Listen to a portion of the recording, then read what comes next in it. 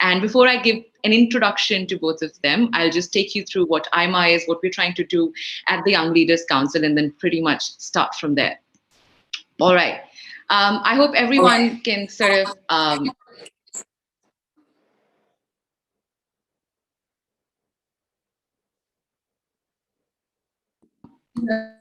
right. So, as the apex body of management as a profession in the country, right, the All India Management Association is dedicated to promoting management thought leadership amongst today's practitioners and in turn enhances their management capabilities. Now, the Young Leader Council, for everyone who's not a part of the YLC,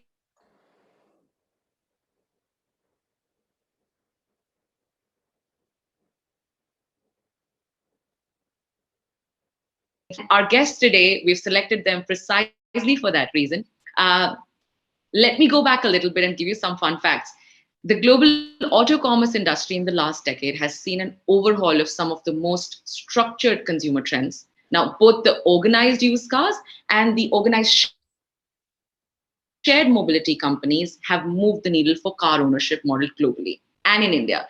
So much so, wherein the pre-owned car market has, the organized sector of the pre-owned car market has almost lost half of its share from the last 10 years. And GPRS completely changed how shared mobility was seen across the metros with its introduction in early 2000s.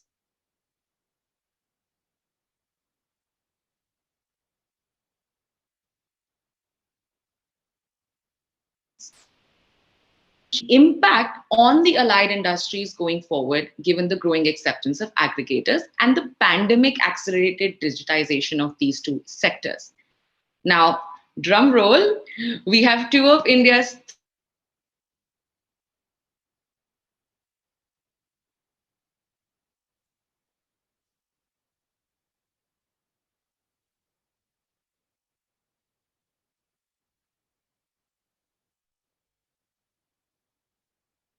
representing the industry. Media lead for APAC, for the world's leader in the evolution of the taxi market, which is Uber. Thank you so much, guys, again for joining us. And without further ado, I'd actually like to start from Vikram, given that I spent a lot of time working with Uber myself. Yeah, Tanya, I think you seem to be breaking up quite a bit. It's a little difficult to follow. Tanya, I think switching off the video will help. And some of the challenges you faced while transforming the used cars landscape in India.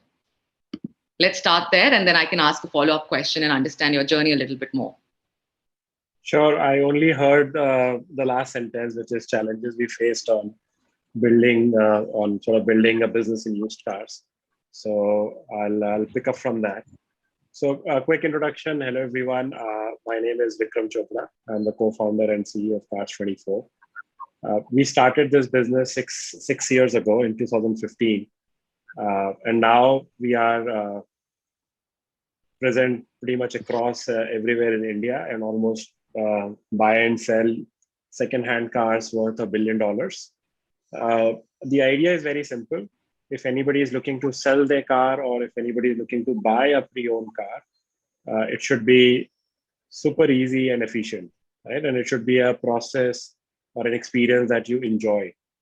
So our primary challenge has been, how do you build that process out? Because ability to evaluate a car, a pre-owned car, on hundreds of quality parameters, ability to price a car, ability to build the infrastructure to be able to warehouse a car and do logistics for it.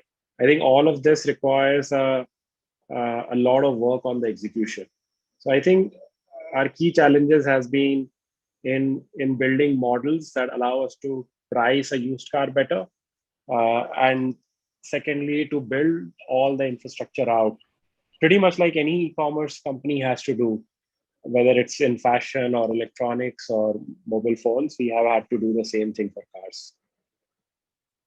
Awesome. So Vikram, tell me this as a follow-up question. Of course, what I'm trying to understand, that when you envisioned it and when you came back from London, of course, you were studying at Wharton. Give us a little insight into this journey of how the idea came about and where did you start? Because you'd also previously done another startup called FabFurnish. And so what sort of rolled from that into Cars24 for you? So before Cast 24, we were building a furniture company called Fab Furnish. The idea was building e-commerce for furniture and home goods. Another category like cars, which is a large market, highly unorganized, highly fragmented. The big learning of building cars Fab Furnish was that there was a bigger problem on supply than on the demand. There was a lot of demand for good quality, new designs, modern furniture. The challenge was that there wasn't enough supply of that. Right? So consumers were looking, for example, for good quality modern furniture at prices starting at 10,000 rupees. Our products were starting at 25,000 rupees. So huge difference between where consumers' ability to pay was as opposed to what we were offering. And we tried to solve the supply after we learned that that's the unique place to focus on. But it was hard because it was a supply chain problem, given all the furniture was getting imported in India from outside countries. So that was a big learning that we took to our hearts and used that when building Cast 24, which is, look, there is clearly a problem for both seller and buyer when they're looking to buy and sell a second-hand car, right? A buyer's experience is horrible, so is a seller's experience. But we thought that the starting point of all of this is actually just being focused on the seller and not focusing on buyer for a reasonable period of time unless we have solved the seller problem. So we focused all our energies on first giving sellers a great experience when selling their car, which is, if you're looking to sell your car, the entire process should be finished end to end in 30 minutes, and you should have money in your bank account. And we built on that, we scaled that to the point that almost 5% of cars in India today are sold to Cast 24. And now we are saying, okay, we have reached a significant scale on the supply side. And it's a good time for us to also start building demand, which is solving the end buyer's problem who are looking to buy a second-hand car. Okay, and what are some of the factors that you think in the future will determine the buyer's side of the problem, right? So what's the consumer psychology here? And here's a trick question, Vikram. Do you own a used car or a new car? I own a new car, which is 8 years old. So I'm not sure if you'll call it a new car or a used car or something else. But look, I bought a new car because I couldn't trust a used car in the market. Back then. And second, it was actually easier to buy it was easier from a cash flow perspective to buy a new car as opposed to a used car, because on a new car, I could get 85% loan. Whereas on a used car, no bank, no lender was willing to give any loan. So even if you're buying a used car, half the value of new car, you have to pretty much pay everything. Whereas in new car, you have to pay only 20% or 15%. So from a cash flow perspective, it actually was easier to buy the new car. And these two are exactly the problem that we are trying to solve now, Tanya, which is, one, people are scared of the quality of the used car, right? Yeah. That nobody wants to put down 5 lakh rupees into something that may turn out to be pretty bad. So one part of our job is to just get people to believe that, look, these are high quality cars. To enable that, we are setting up reconditioning facilities all over India, right? So we are building India's largest car reconditioning facility on the outskirts of Gurgaon. And we are setting them up across the country. We have a capacity to recondition 20,000 cars in India in any given month. So that's one. But just creating high quality cars is not enough, because consumers need more. They have been sick of bad experiences for decades, right? So we have to do many more things. So what we offer is a 7-day free returns, no questions asked returns. So essentially, if you buy a car from us and you do not like it, you can return it for whatever reason in the next 7 days. The reason could be as trivial as that I don't like the color anymore, or I am already bored of this car. It does not matter.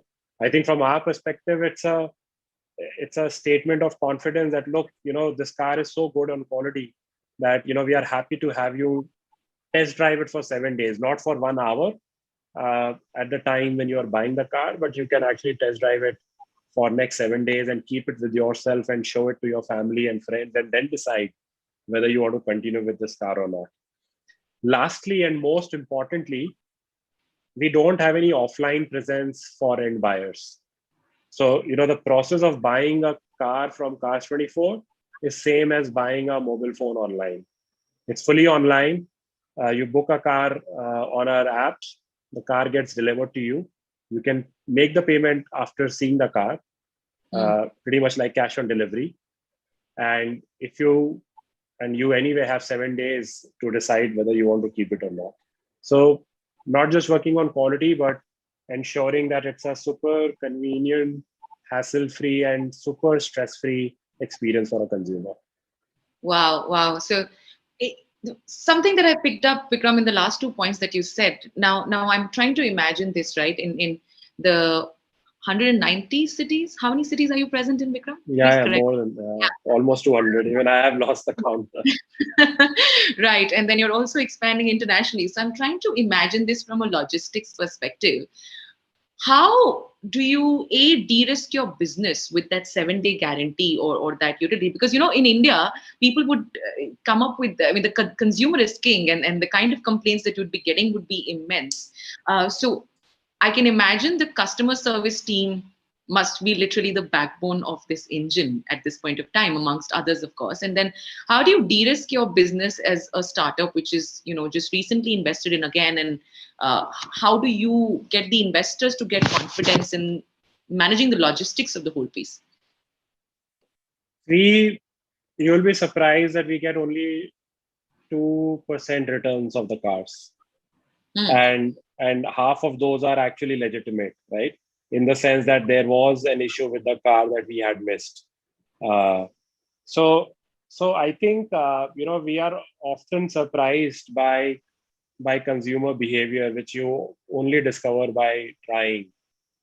I think the simple reason when I try to connect the dots backwards on why there are not 10% returns is because it's a big ticket purchase for anybody.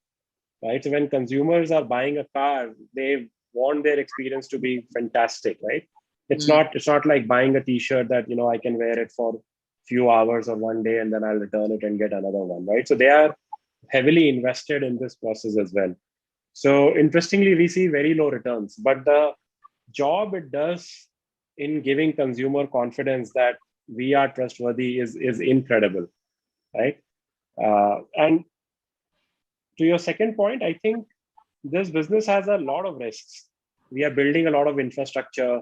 We have a lot of, we are the largest fleet owner in India by a mile, owned cars, right? We own, like right now we have inventory at any given point, we have inventory of $100 million worth of cars on our books. These cars are kept literally in the warehouses all over India.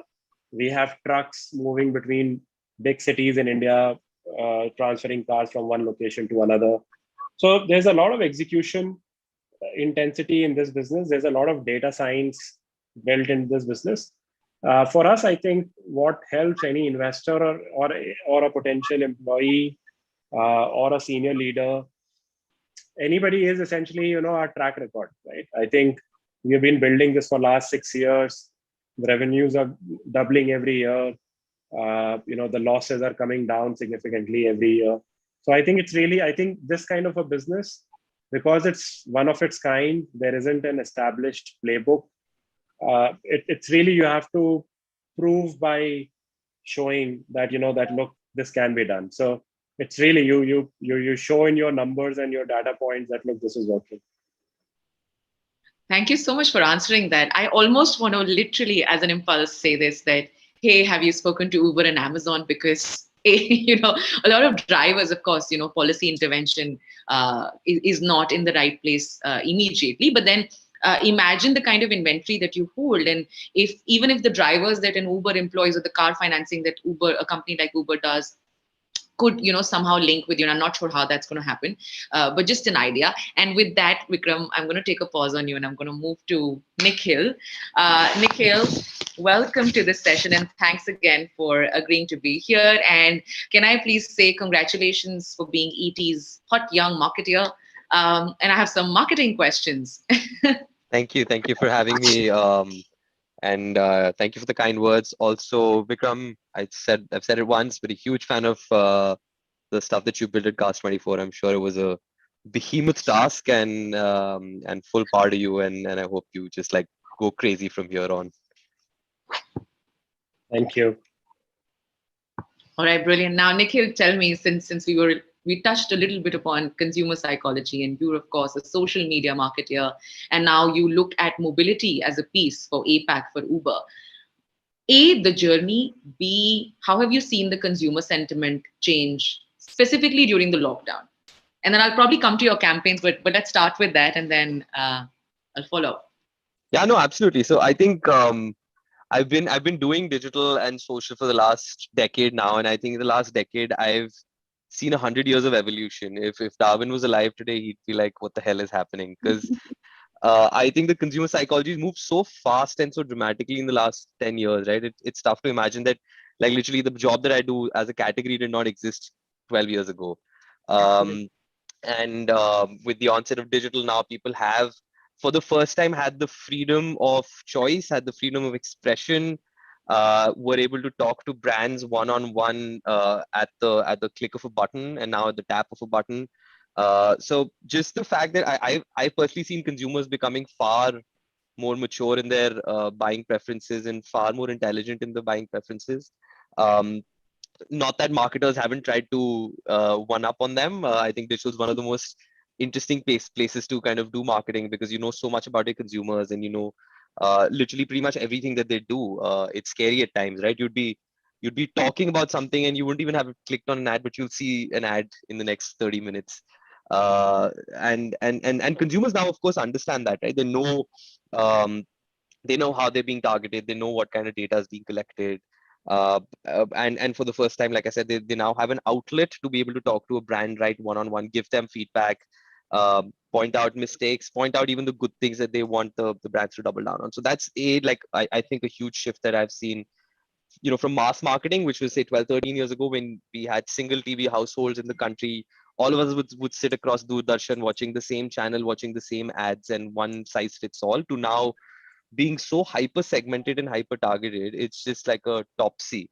And yeah, segmentation, I'm sure Vikram would be kind of doing this a lot, you know, for growth.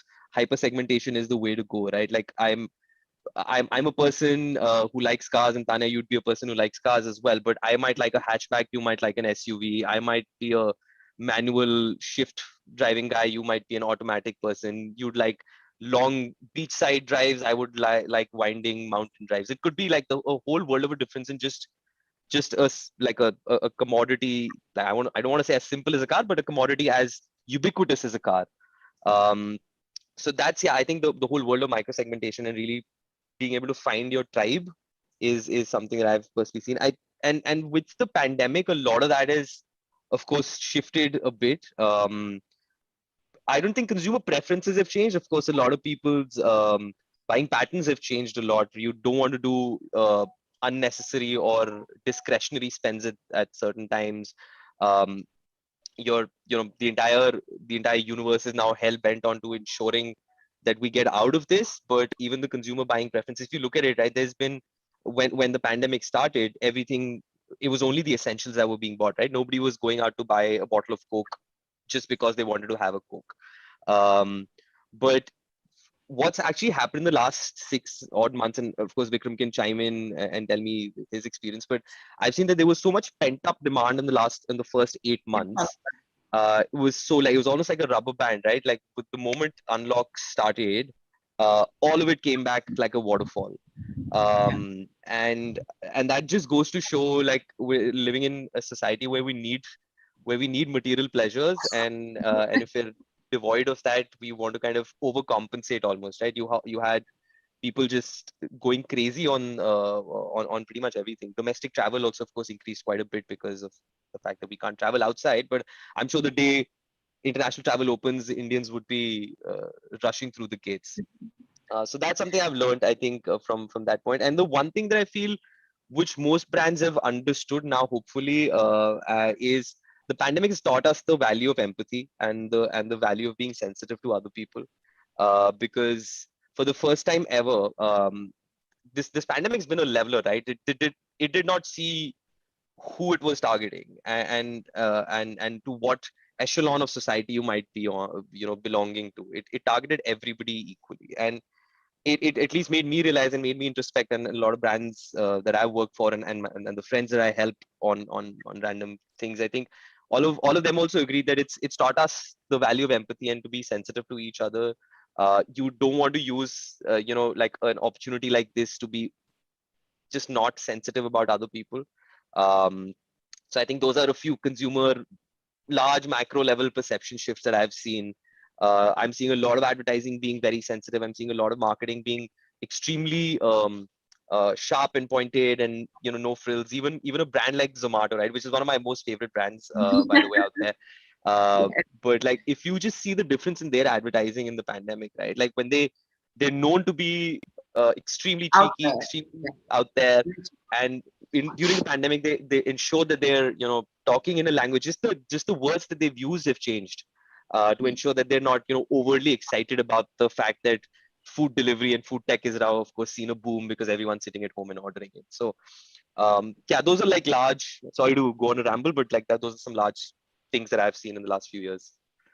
No, I think completely agree. And it's a fine line, right? And in fact, my next follow-up question would have been, how do you bring the human? And I wanted to talk about one of those campaigns that you did at Uber, which was the shared riding one. What was it called? Sorry. The safety one, the safer for each other campaign. Safer for each other campaign. Yeah. Yes, it came right bang in the middle of the pandemic. And also, trick question before you answer that question, Nikhil. How many times do you take the Uber to work and other places? And do you own a car? Oh, I don't actually. So Vikram, I'm a potential customer. I can tell you that. And no, and I've been a heavy Uber user. And not because I work at Uber. I think just for me, ride sharing as an industry just created a lot of like convenience, and just I personally hate city driving. I love driving, but I hate city driving. And to be able to just go everywhere at the tap of a button was super simple. It's my wife actually is a huge user. She uses Uber at least twice a day just to go to work and come back. Now she of course doesn't go to work right now, but we're power users. I can guarantee that. Yeah, and just on that safer for each other campaign, I think that stemmed from that value of empathy, right? And essentially the campaign was built around when the unlocks were starting to happen. We're of course in a position where we want to be present for people, right? We want to tell them that if you want to move, we are here. But also, of course, don't want to say it in a way. We don't want to promote going out right now by any, and like as a mobility company for the first time ever, we're saying don't go out. It's okay to not move because we want you to be safe. So we were with this, stuck with this dichotomy of how do we say go out while ensuring that we're not you're not adding to the problem. We're a part of the solution. And that's wherein this idea kind of came in. And in a lot of our researches, we found out that when you're stepping in, or when people were looking at stepping out, they always had a fear of safety was top of mind, right? It will be top of mind for a while. But people who are going out, public transport's not not the safest of options for people. Even brands like Uber, there was a lot of issues because you don't know who sat before you, whether the driver's keeping the car clean or sanitizing it, etc., etc. So when we found that, one of the biggest things we found was people were scared of the previous rider, that the person who sat before me, were they following protocols? Were they all right, etc., etc. So we saw that as an insight, and we're like, hey, let's flip it on its head. Let's say, instead of you being scared from the previous rider, why don't you be responsible for the next one? And that's where the idea of being safer for each other struck. So the idea was essentially, just like COVID spreads from people to people from a chain, safety can also spread from a person to person, and you need to be responsible for the one after you, and that will be responsible for the one after them, etc. So even if you see the ad that we made, it's got a diverse set of people from different age groups, from different parts of the country, just showcasing that how one person's action can affect so many other people, and just the way it's a very dark metaphor to use right now, but just the way the pandemic spread from one person to what it is today, safety can also spread in the same way, and that's essentially how we kind of built that campaign. It was all shot in the middle of the pandemic, so it was a big issue shooting it itself, but we managed somehow. Very, very interesting take on how you sort of just, how you came to that campaign. And guys, I probably have like one question for both of you. So I'm thinking, there's a constant push and pull now. So there's an Uber advertising safer for each other. There's a Cast 24 doing, shared resources basically, or sort of, I take that as a sustainability / shared / more community-based marketing viewpoint. Could you both sort of just help me throw some light? And Vikram, we'll go to you first, and then Nikhil, come to you. Vikram, help me understand the whole sustainability / shared resources / resource optimization view, which is primarily the base of your business model, apart from the problem that you're solving, which is obviously the core. But help me understand, how do you view that as a consumer lens? And given some of the guarantees that you've also given, how did your business also sort of transform digitally? And how did this happen internally and externally for you? India, the problem of car ownership is of affordability. Yeah. So in India, there are only 20 cars per 1,000 people. That's lowest in the world. Even countries which are in the same ballpark comparable to us on GDP, for example, Vietnam, Indonesia, even they are at 100 to 200 cars per 1,000 people. US is at 800 cars per 1,000 people. And London, which is one of the most crowded, congested cities, is also at 600 cars per 1,000 people. So I think, look, when people can afford, they buy a car. Right? More often than not, right? Of course, there are always exceptions, and people who do not buy them. But the reality is that, like US and Europe, most cities in Germany, like most places in Germany, UK, France, they continue to have a very high ownership. So what we are really doing essentially is making cars affordable for people. Look, the other aspect is, in any market, used to new car ratio is almost 3 or 4:1. So for every one car, there are 3 or 4 used cars getting transacted. In India, that number is only 1.5. And because in India, the affordability is an even bigger challenge, you would expect this number to be even higher, like at 5:1. The reason it is not is because of the trust that is lacking, right? So our job, in one word, is really trying to build a trust in somebody who's looking to sell their car, and in somebody looking to buy a car, that believe us that you are not being taken for a ride. I think that's the single most important thing that we are trying to do. And of course, it's super hard, and it breaks down into 10 initiatives that are constantly running since 2015 till now, and will continue to do so. But that's really at heart of it. People want more cars. There is an option of used car, which is on an average half the price of a new car.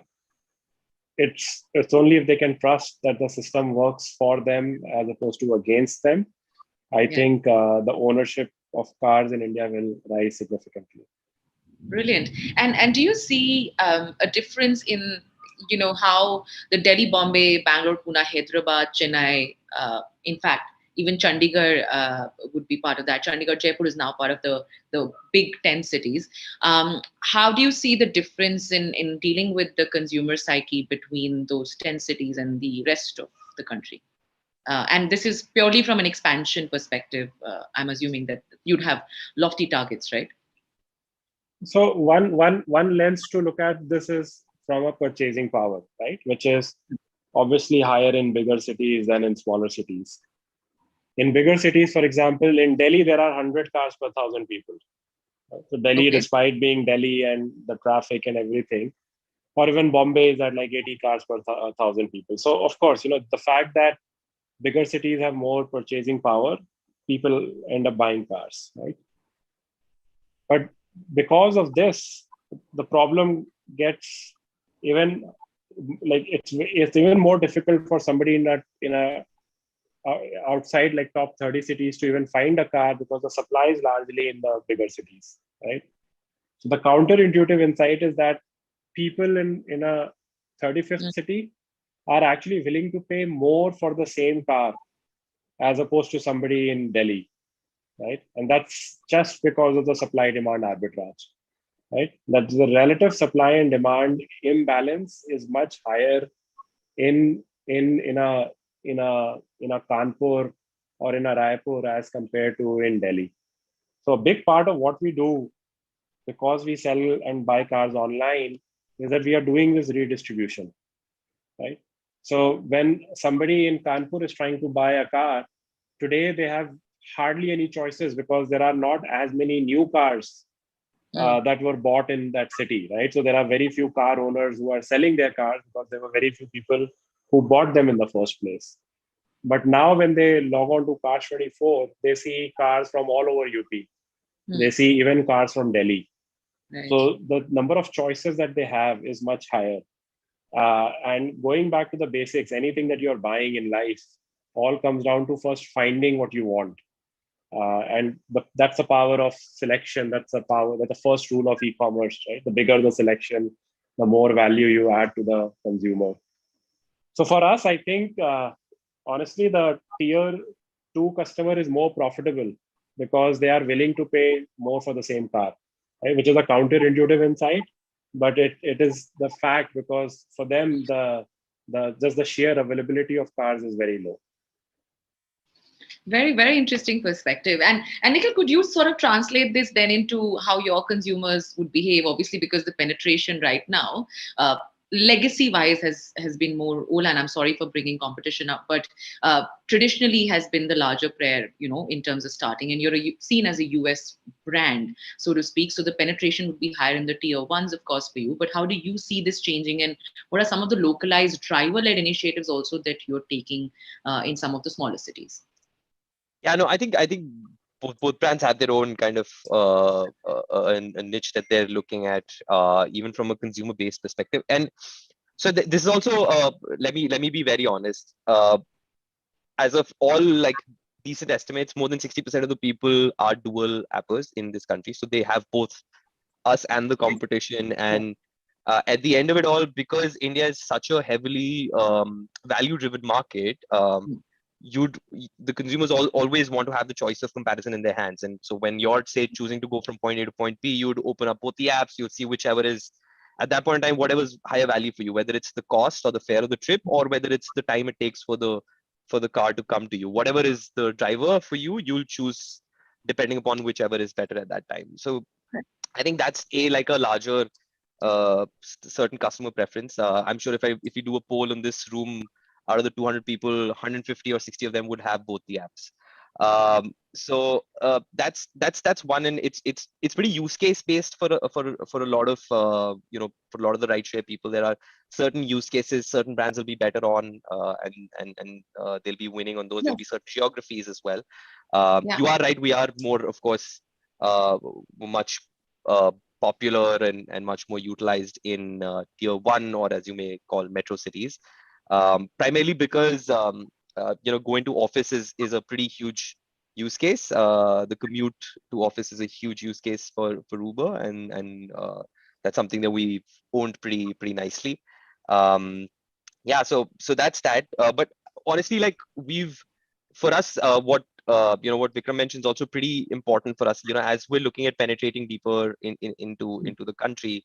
We are if you look at, say, Uber's suite of options, we've got something called Uber Moto, which will start at like $7 a kilometer, to all the way up to Uber XL, which is an SUV where you can fit more people, and that's the more luxury segment, if I may call it, or the more premium segment.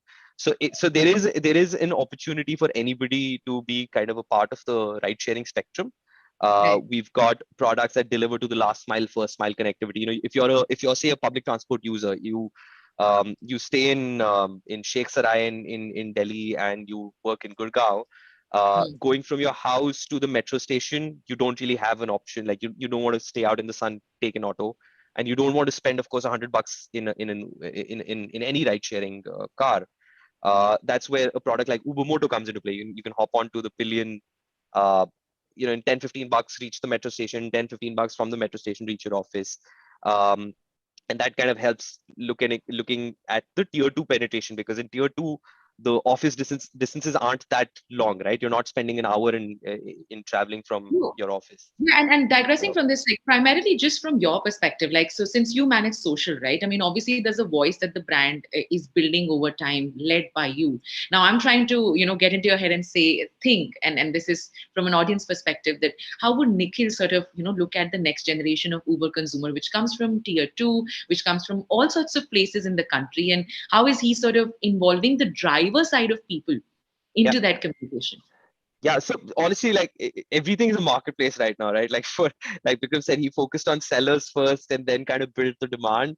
For us, it's also pretty similar, right? For us, the supply is as important as the demand. If you don't have enough drivers who are using the Uber app to be on the platform, then there not be demand for it. So there are a bunch of these kind of driver side initiatives that we've done over the years, starting from um, we've had like a great incentive model at the start where we, of course, people were earning quite a lot, being on ride sharing apps.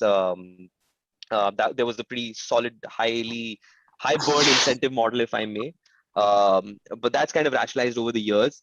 But like stuff like, even something as simple as we do a program called Uber Care, which is where we work with the driver community and help provide financial support. For example, if they need micro loans, we get them at better rates than they would get it at a certain bank or a lending institution. We've worked with drivers to help get their kids enrolled into admissions under the RTI Act that the government of India has, which is free education for people from a certain economic background. We run this thing called Kifayat, which is a scheme where drivers can actually come work, or actually we have like some centers, but they can come to those centers and get a lot of the products that they need for their cars at much cheaper, right? Much cheaper rates. For example, your brake fluid, or say your suspensions outside would cost you 25-30,000 bucks. If you're going to change them at, if at Uber Kifayat, it'll be at much lower prices because we're doing bulk deals with sellers, etc. So we're helping drivers kind of become to give them a little more financial independence, as well as create a moat for them so that they don't really have issues around anything and everything that we can do. So whether it's we've set up call centers for them for customer service, which has been, of course, a huge issue in a country like India, where at one hand the person who's actually using the service, the demand side or the customer, is an educated customer, where we don't want people to call, right? We want everything to be solved through the app. That's where the world is moving to. But the driver side comes from a very different kind of socio-economic background. They need to talk to somebody to be able to solve problems. So just to be able to set those infrastructures in, like I said, all the welfare kind of programs we're running. And then what we also do is, from a narrative perspective, I think a lot of you go on social media, and mostly you'll see, whether it's us or the competition, you'll just see complaints and hear complaints about drivers. And that's something that we're trying to change. We're kind of showcasing the great driver stories. Actually, the pandemic has shown us such amazing driver stories, drivers who've not cared about their own well-being to be able to protect somebody else. And we're just taking those stories and helping bring that back onto social for everybody else to see and say that, hey, there's always another side to a story, and we're all dealing with human beings. We need to be humanly with each other. So yeah, stuff like that. We run a program called Uber Star, where we for every good deed that a driver does and that comes on social, we actually felicitate them. We give them a prize, and we bring them. We create content with them, bring that back on social media, just to kind of create a more wholesome environment across the country. We actually did a very interesting campaign a couple of years ago when I just joined. It was around Uber rating. So if you get rated as a rider, and you can rate the driver. So we took that insight and flipped it on its head. We said, hey, if you can rate the driver, also remember the driver can rate you as well. So please don't be a jerk. Be a nice person and be a 5-star rider if you want a 5-star ride for yourself as well, right? So things like those, just to kind of ensure. See, the thing is, one thing that in most, I don't know if I'm just speaking through my hip right now, but um, the larger concept of a marketplace, I don't think it's gelled well with Indians yet. I don't think they've understood exactly how a marketplace works because, you know, the like you said, the customer is always king. That's a notion we really need to kill now, because that's both. You're dealing with human beings at both ends of the spectrum. There's supply, there's demand. The marketplace model works like that, and yeah, hopefully, with people like Vikram, we'll be able to solve a lot of those problems if we keep on harping the same language. But that's just me. You're literally having fanboy moments at this point, Nikhil. And let me tell you, at some point in 2018, before I'd come and met you for that music festival we all did together, or we tried to do together, I actually almost registered to become an Uber driver. I was just so excited by the thought of it, of driving the entire day, meeting different people and having those conversations and running my own podcast. That's something that I almost went through with. You should. we have this really cool employee driving thing, and like if you do that, you'll really understand the kind of pardon my language, but you'll understand the crap that the drivers go through, right? And especially like for example, we're running this program called for the life of me, I just blanked out on the program name, but it's essentially to bring it's Bhavishya. Yeah, it's called Uber Bhavishya, and it's essentially to bring non-male drivers on the platform. And when I say non-male, we mean females, we mean transgenders, and anybody from the spectrum, right? And that's why we hear a lot of those problems, right? Imagine if you're a woman driving on Uber, something as simple as being able to go to the toilet is such a big issue, and it's such a big barrier for entry. Right? Men in India don't really care about them doing their business wherever, but for women, it's a genuine problem. So we're actually now, we've made deals with hotels, we made deals with petrol pumps to ensure that if there are women drivers, they get equitable access to at least something as basic as sanitation facilities. And hopefully that should bring about a change, and we should see more Tanyas on Oh God! If you say, my parents will freak out. By the way, anyways, right. Coming back, a quick couple of questions. I'm leaving after the next 5 minutes. I'm going to take some audience questions if we do have something beyond the scope of what we've already discussed. But tell me this: hottest digital marketing skill? What courses do you recommend? And give this to me in like 2 minutes. That's me, right? So I think Google Analytics, Google AdWords basics, they're very, very important. Like everybody will recommend them just because they will set up the basics very well. Do the Facebook blueprint. It's a great course to do. Do my course on Upgrad. I take a course on content marketing on Upgrad. So if you all want to do that,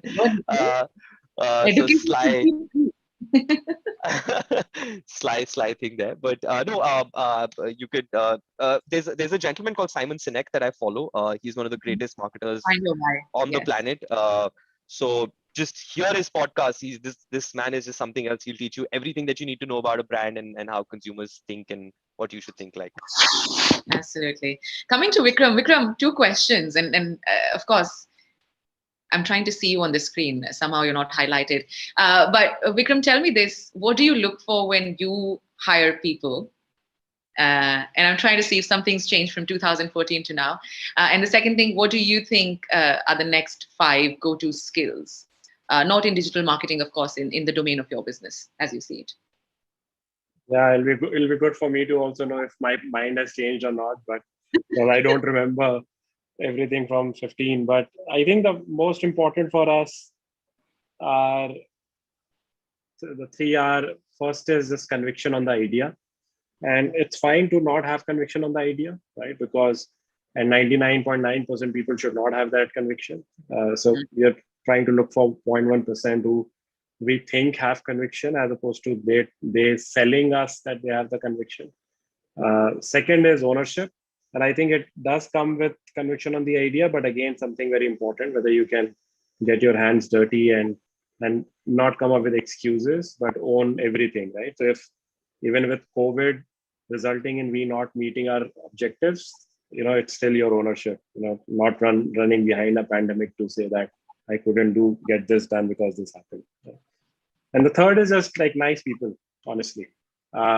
People who respect each other, who can disagree, but put their ego aside and be respectful to each other. I think something that I personally and my co-founders and others have done a lot of work on in last 6 years, and hence has become an important thing that we look for when hiring people. So those three. Very, very interesting. And do you think earlier you used to have boiler room situations a lot between the four of you? I've never seen one, but I'm just curious. Not as much, but still a few.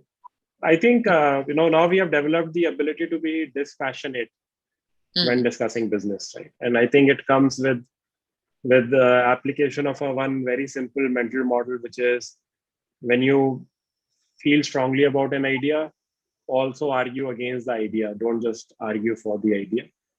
So we now practice that pretty much as second nature. And once you do that, I think it just takes a lot of tension out where people think that the others are trying to go after them. Very, very interesting viewpoint. And Vikram, last question. How do you approach competition? And then I'll move to if we have some interesting audience questions. I think competition is a great way to benchmark on things that you are not doing well, right? So I, for example, one of the things that I ask everybody, especially the candidates who I am interviewing, because we expect them to do some work, is like what are the things that competition is doing which is better than us. I think that's a great way of getting feedback, right? I think especially for me, it's lonelier as you sort of as a founder, right? There are very few people who are going to come and give you candid feedback. I mean, they'll tell you things, but but not.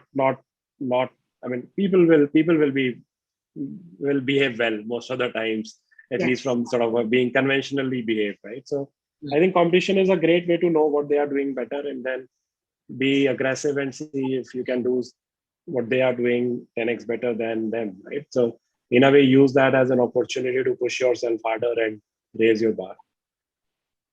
Very interesting. Very interesting. Thank you for that. Nikhil, last question, and if you could keep it succinct, and then I'm going to see if the audience has something interesting.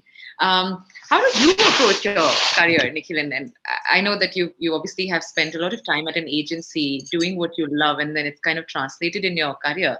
But what's next for you within Uber? And then, let's look at a 5-10 year horizon. And I'm sorry, it's one of those bad interview questions that people ask, and we go back and kal ka nahi pata hai, to you ask me where do I see myself 10 years from now, and you ask me to be succinct about it, so which is going to be a little difficult. No, so I've in my career, I've just I think I've believed in one thing. I feel whatever you do, you got to do it with passion. And I started my career as a banker and as an auditor, actually. Like I was in KPMG for a while, and realized I don't have the passion for it. I was doing an okay job. I was earning the right money. I earned a lot of respect in the society because Big Four company, all of that. But I realized I just don't have my heart in it. And if I don't have my heart in something, it makes no sense. I'll be redundant pretty soon. So that day I decided to join an agency because I loved advertising. I loved communications. I thought it'd be something that I will have a passion about. And I did. And it was the best decision of my life. And imagine I was dealing with, my father was an ex-IITian and my brother is a banker, who was heading Citibank. And I was a black sheep of the family who decided to join a startup. But best decision of my life, wouldn't change it. And I think from now I've been, I'm trying to be a more socially conscious person. So hoping to be able to do something in sustainability as my long-term goal. I want to be a farmer. So I don't know if that'll happen, but I think that's what I'm going to. So from the world of tech and bits and atoms, I'm trying to go the absolute other end of the spectrum.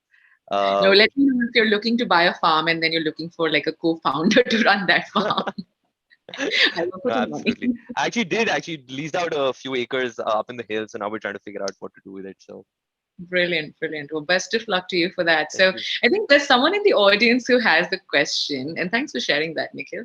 Vikram, do you have a plan for the car rental business? I mean, it's pretty is that a derivative at all? No, it is. It's an interesting idea, but I think we are not clear on how to solve the problems, how to create a 10x better experience than what it is today. So it is something that we think about, but we don't have a very good picture on how to execute it. But hopefully at some point we will. Okay, brilliant. And there's this really young person called Ashish Pava, if I know him. He says that, do you see India's EV and vehicle scrappage policy as threat or opportunity for Cast 24's business? I think scrappage policy is the right thing to do, because now technology upgrades are happening every few years. The newer cars are far more fuel efficient. A car that was made 15 years ago is not. So I think it's also the right thing to do, but it also does provide tailwinds to our business, because in a way it encourages people to rotate their cars faster than what many would be doing today. And look, anyway, people want to rotate their cars faster. As I was saying, that in other countries, the new used to new ratio is like 4:1. So it's that the lack of trust and how horrifying that experience could be is the reason why people end up keeping the car as opposed to selling it. But net, it's good for us. EV also, again, good for the industry, good for us. A big part of trust issue with cars is the problems of engine, and electric car, all those engine problems go away. So it actually makes life simpler. It actually makes it easier for people to buy and sell and trade cars. So it's all good for our business also. But it's obviously the right. Those things are inevitable. They are going to happen. Awesome. And Vikram, do you mind talking quickly about Australia and UAE, the two markets that you're expanding into? And then I have one question for Nikhil. Yeah, we have been inspired by many companies, big and startups, who have scaled internationally. Many of them have now done it in India also. I think the buying and selling of autos online, the time has come. The time is now. As I look into 2030 or 2040, I do believe that everybody will be buying and selling all cars online, whether they are buying it, whether they are renting it, whether they are leasing it, whether it's a short-term rental. Everything will be online, and we think we have the capability and talent pool to actually create a global company in auto coming out of India. So that's what we are aiming for. We are already live in both UAE and Australia. What's commendable is that for a market like Australia, neither anybody from India has gone there because we cannot, or no one from there has come to India. So it's a team that we have built remotely, first time working with foreigners in my life, in my co-founder's life. So it's pretty interesting. I know. I think one of the GMs that you had, Olga, reached out to me on LinkedIn. So it was quite nice to sort of see, the entire value chain of referrals also going on LinkedIn. Quite interesting. Nikhil, one question to you. And this is something I get asked a lot, and for the life of me, I can't figure it out. I know you and me are more Gen Z than we are millennials, so to speak. I think Vikram is the millennial out of the three of us in that essence. I'm the boomer out of us three, I think. No, Nikhil, come on. So, at the speed that you talk and the speed that you consume information, specifically around social media, trust me, definitely you're the Gen Z. And help us understand, how do you define these two segmentations? Of Gen Z and millennium? Of millennials? If you found some blurb trends on, how would you kind of categorize a box? Or if you find a good answer, tell me. Like, I don't have it. I'll be very honest, because this is like this whole it's this labeling doesn't make any sense to me after a while. I know that there is people who born in the 80s to the 90s are millennials, or whatever, 95s are millennials, and after that they're Gen Z. Whatever that is, for the life of me, I don't understand. But I was watching this pandemic, I've watched so many streams online just of people, and I was watching this really funny stream run by some Indian comedians, and they said that Gen Z or whatever, all of this is just a state of mind, and I couldn't agree more. It's just such a state of mind. And I could be a 20-year-old trapped in a 70-year-old's body, and somebody could be a 70-year-old trapped in a 20-year-old's body, right? I know people who are 20 years, 30 years older than I am, and they're much more in touch with what the sentiment is on the ground, what kind of lingo people are using. Look at me, I use the word lingo, so you can understand how out of touch I am. But yeah, I am super old school. Like I said, I feel I'm a boomer. I listen to songs from the 60s, from the 70s, from the 80s. I watch shows from the 90s. I've done nothing after 2000s. I just think it's a weird place to be in. But I honestly don't delve too deep into this whole Gen Z millennial. I can't even pronounce it. Millennial debate. I just feel it's very like it's the state of mind. You got to be relevant to the current scheme of things and where your product, of course, fits, right? If you've got a brand that needs to be the meme brand and needs to be in touch with everything that's happening on a daily basis, please, by all means, you'll need to be that.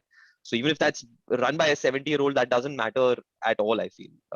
I think it's just a matter of trying to be relevant to the current scheme of things.